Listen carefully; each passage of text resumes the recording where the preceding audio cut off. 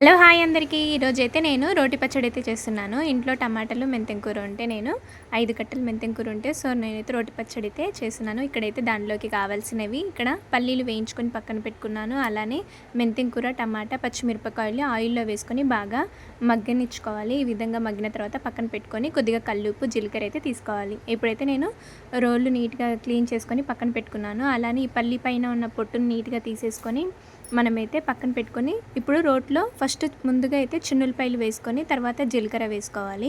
ఈ విధంగా వేయించుకున్న పల్లీలు కూడా దాంట్లో వేసుకొని ఫస్ట్ ఈ 3 ఇంగ్రీడియంట్స్ అయితే మనము చక్కగా రోట్లో మంచిగా మెత్తగా దంచుకోవాలి. ఈ విధంగా రుబ్బుకున్న తర్వాత అవి మెత్తగైన తర్వాత మనమైతే దీంట్లోకి ఇందాక టమాటాలు, పచ్చిమిరపకాయలు అని చెప్పాను కదా!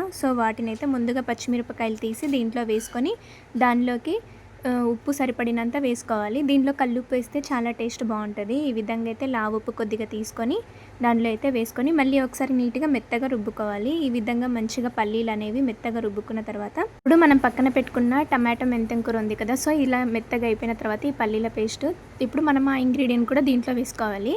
ఈ విధంగా టమాటాలు మెంతెం కూర వేసుకొని పైన పీల్ అయితే తీసుకోవచ్చు. ఎందుకంటే టమాటాలు మగ్గుతాయి కాబట్టి నీట్గా పీల్ అయితే వస్తుంది.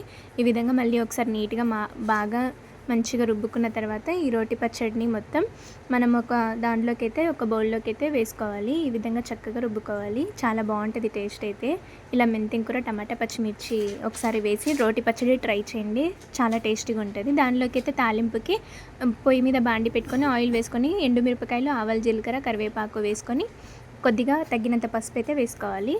టేస్టీగా రోటి పచ్చడి అయితే చేశాను ఈరోజు. మీకు ఈ వీడియో నచ్చితే లైక్, షేర్, సబ్స్క్రైబ్ చేసుకోండి.